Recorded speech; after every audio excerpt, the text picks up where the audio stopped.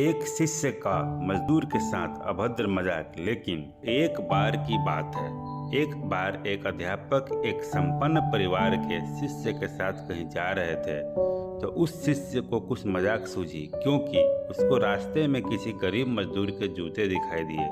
उसने अध्यापक से कहा, गुरुजी, अगर हम इन जूतों को छुपा दें तो कितना मजा आएगा। अब उसको तो मजाक सूझ रहा था, लेकिन गुरुजी ने कहा कि नहीं, गरीब इंसान के साथ इस तरह का भद्दा मजाक करना ठीक नहीं है।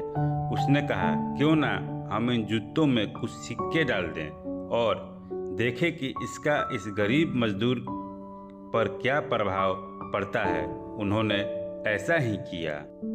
जैसे ही मजदूर अपना काम करके लौटा और उसने एक पाँव अपने जूते में डाला तो उसको कुछ कठोर सा महसूस हुआ।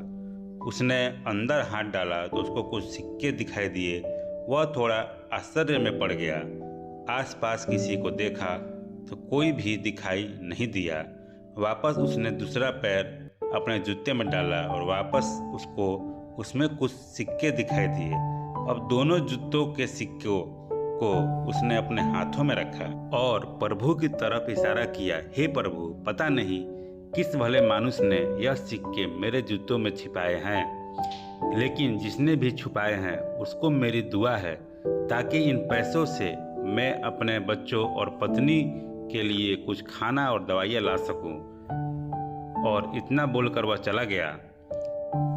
इस बात को शिष्य और अध्यापक दोनों सुन रहे थे।